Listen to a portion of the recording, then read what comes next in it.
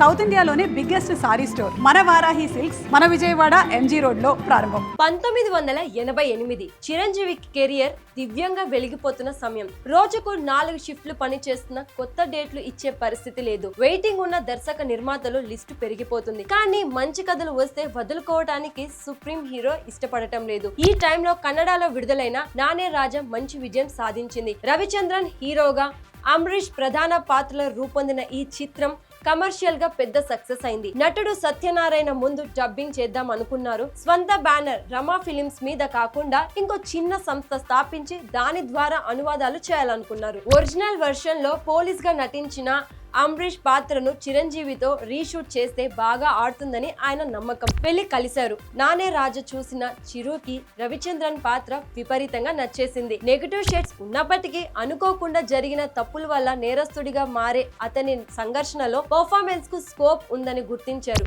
అదే మాట సత్యనారాయణ తమ్ముడు నాగేశ్వరరావుతో చెప్పారు. ఇంకేముంది, కైకాల బ్రదర్స్ ఆనందంగా ఒప్పేసుకుని షూటింగ్ కి ఏర్పాట్లు చేసుకున్నారు. ఖైదీ, దొంగ లాంటి హిట్స్ తో కెరీర్ ఊపు మీద ఉన్న టైంలో ఈ రిస్క్ ఎందుకని స్నేహితులు చిరుని వారించారు. దర్శకుడిగా నానే రాజా హ్యాండిల్ చేసిన సివి రాజేంద్రన్ కే దర్శకత్వ బాధ్యతలు అప్పగించారు. నెల రోజుల్లో షూటింగ్ చేయాలని అనుకున్నారు. కానీ డేట్స్ సర్దుబాటు గాక 90 రోజులు పట్టింది. విజయ్ శాంతి, భానుప్రియ హీరోయిన్లుగా ఎంపికయ్యారు. చక్రవర్తి చక్కని పాటలు కంపోజ్ చేశారు. సత్యనాథ్ మాటలు రాయగా పాటల్ని వేటూరి కలం నుంచి జారువారాయి. వాటిలో రాజువై బ్రతుకు మాస్ కి బాగా ఎక్కేసింది. ఒక కామెడీ ట్రాక్ అదనంగా జొప్పించడం తప్ప మిగిలిందంతా మక్కీని నానే రాజుని పోలి ఉంటుంది చిరంజీవి. సోల్ చెడిపోకూడదని అలా నిర్ణయించుకున్నారు. కథగా చెప్పాలంటే హీరో చిరంజీవి పొరపాటున ఒక హత్యకు కారణమవుతాడు. దాన్ని కప్పిపుచ్చేందుకు మరో 2 మర్డర్లు చేయాల్సి వస్తుంది. ఇదంతా ప్రాణంగా ప్రేమించే తండ్రికి తెలియకుండా చేస్తాడు.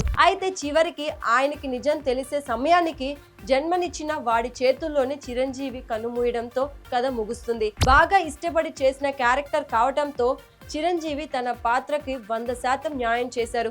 ముఖ్యంగా హంతకుడిగా మారుతూ వెళ్లే క్రమంలో చూపించిన హావభావాలు, ఎక్స్ప్రెషన్స్ చాలా బాగా పలికించారు. 1985 ఏప్రిల్ 18 చిరంజీవి భారీ అంచనాలతో థియేటర్స్ లో రిలీజ్ అయింది. తమ అభిమాన హీరో తెర మీద అన్యాయంగా హత్యలు చేయడాన్ని అభిమానులు జీర్ణించుకోలేకపోయారు. కమర్షియల్ ఎలిమెంట్స్ లేకుండా నానే రాజాని జొరాక్స్ చేయడం ప్రేక్షకులను నిరాశపరిచింది. మరీ ముఖ్యంగా క్లైమాక్స్ లో చిరంజీవి చనిపోవడాన్ని అసలు ఒప్పుకోలేదు. ఫలితం డిజాస్టర్.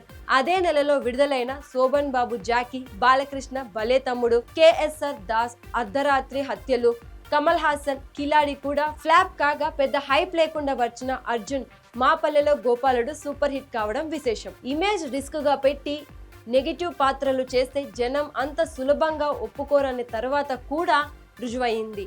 బాలకృష్ణ సుల్తాన్, కృష్ణ మానవుడు దానవుడు లాంటివి దీన్ని మరింత బలపరిచే. స్టార్ ఇమేజ్ ఉన్నప్పుడు ఈ తరహా కథలు ఎవరికైనా రిస్క్ అవుతాయి. చిరంజీవి లాంటి టైటిల్ ఇలా వృధా అయిపోవడం ఫ్యాన్స్ ని బాధించింది. నిర్మాతగా సత్యనారాయణ గారు ఈ సినిమా నుంచి లాభపడింది ఏమీ లేదు. మళ్ళీ మెగాస్టార్ కి హిట్ ఇవ్వాలనే సంకల్పంతో 5 ఏళ్ల తర్వాత కొదమసింహం రూపంలో భారీ కౌబాయ్ మూవీ నిర్మించారు. బ్యాడ్ లక్ ఏంటి అనంటే అప్పుడు ఆయనకు యావరేజ్ ఫలితాన్ని మిగిల్చింది.